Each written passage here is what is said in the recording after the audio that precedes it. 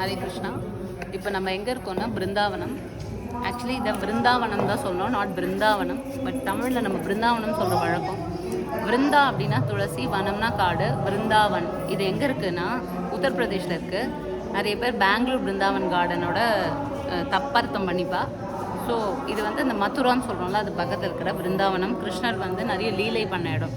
கிருஷ்ணர் பிறந்தது மதுரை, பெருமாள் வந்து வளர்ந்தது வந்து ஃபுல்லாக பிருந்தாவனம். இந்த பிருந்தாவனத்தில் பார்த்தீங்கன்னா நிறைய பேருக்கு வந்து மெயினாக எந்த கோவில் சேவிக்கணும் அப்படின்னு தெரியாது. பார்த்தீங்கன்னா இங்கே வந்து நம்ம ஸ்ரீ வைஷ்ணவத்தை ஆழ்வார்கள் அப்படின்னு சொல்லுவோம் இல்லையா, 12 ஆழ்வார்கள். அந்த மாதிரி ஷட்டு கோஸ்வாமி அப்படின்னு சொல்லுவோம். 6 கோஸ்வாமிகள் இருக்கா. இந்த 6 கோஸ்வாமிகள் யாருன்னு பார்த்தீங்கன்னா சனாதன கோஸ்வாமி, ரூப கோஸ்வாமி, ஜீவ கோஸ்வாமி, கோபால பட்ட கோஸ்வாமி, ரகுநாத தாச கோஸ்வாமி, ரகுநாத பட்ட கோஸ்வாமி அப்படின்னு 6 கோஸ்வாமிகள் இருக்கா. இந்த 6 கோஸ்வாமிகளும் ஒரு ராதாகிருஷ்ணரை வச்சுட்டு அவள் திருவாராதனம் பண்ணியிருக்கா. அந்த திருவாராதனம் பண்ண பெருமாளை இப்போ கோவில் கட்டி இங்கே வழிபடுறா. அந்த கோவில் தான் மெயினாக சேவிக்கணும். இஸ்கான் டெம்பிள் இருக்குது, ரங்கநாதர் ரங்கமன்னார் ரங்கநாத் ரங்கஜி டெம்பிள் அந்த சேவிச்சுக்கலாம். ப்ளஸ் இந்த 6 கோஸ்வாமிகளோட ஆராதன மூர்த்தி. அது இல்லாமல் பார்த்தீங்கன்னா பாங்கி பிஹாரி டெம்பிள், அது ரொம்ப ஃபேமஸ்ஸு. ஸோ இந்த மாதிரி ஆத்தென்டிக்காக ஒரு முக்கியமான கோவில்கள்லாம் நம்ம கண்டிப்பாக சேவிச்சுக்கணும். இப்போ லேட்டஸ்ட்டாக நிறைய கோவில் வந்துட்டே இருக்குது. அதெல்லாம் சேவிக்கணுமா சேவிக்க வேண்டாமா, டைம் இருந்தால் சேவிக்கலாம். பட் நம்மளுக்கு ரொம்ப அவகாசம் கம்மியாக இருக்குன்னா இந்த மெயின் டெம்பிள்ஸை கவர் பண்ணிவிடுவோம். ஷட்டுகோஸ்வாமி டெம்பிள் அப்படின்னு ஆட்டோக்காரங்கிட்ட சொன்னேன்னா அவனே கூட்டின்னு போயிடுவான்.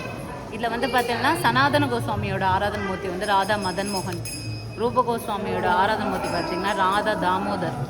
அப்புறம் கோபால பட்டர், ஆக்சுவலி கோபால பட்டர்ன்ற சவுத் இந்தியன் தான். அவர் வந்து ஒரு பட்டருடைய பையன் தான். அதாவது ஸ்ரீரங்கத்துலேருந்து கோபால பட்டர்ன்றவரோட பையன் தான் சைத்தன்ய மகாபிரபு கிட்ட போய் சிஷ்யனா சேர.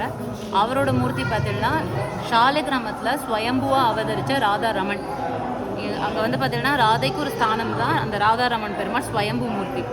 ஷாலை கிராமத்துலேருந்து அப்படியே அவரே ஸ்வயம்புவா ஆகிட்டார். இப்போ நம்ம உட்காந்துருக்கிறது வந்து ராதா தாமோதர்.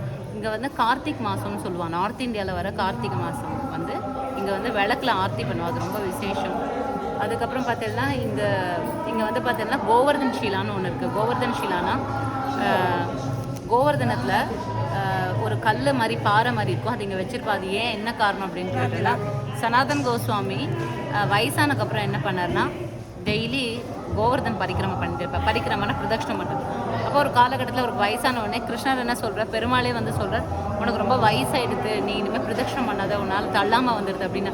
இல்லை, என்னால் கோவர்தன் பரிக்கிரமம் பண்ணாமல் இருக்கவே முடியாது அப்படின்னு சொல்லும்போது கிருஷ்ணர் என்ன பண்ணுறார், கோவர்தன்லேருந்து ஒரு ஷிலாவை எடுத்து தன்னுடைய திருவடி அதில் வச்சு, ஒரு சின்ன பசுமாளுடைய திருவடியும் அதில் வச்சு, பெருமாள் கோலும் குழலும் வச்சுருப்பார், அதோடைய பிரிண்ட்டும் அதில் வச்சு அந்த பாறையை வந்து சனாதன் கோஸ்வாமி கொடுக்குறார்.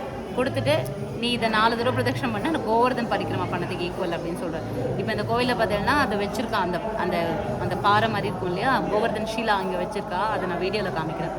அதை வந்து நம்ம 4 தடவை பிரதட்சணம் பண்ணால் கோவர்தன் பரிக்கிரமா பண்ணதுக்கு ஈக்குவல் அப்படின்னு சொல்லுவோம். கோவர்தன் பக்கத்தில் தான் ஷாம் குண்ட், ராதா குண்ட் அதெல்லாம் இருக்குது.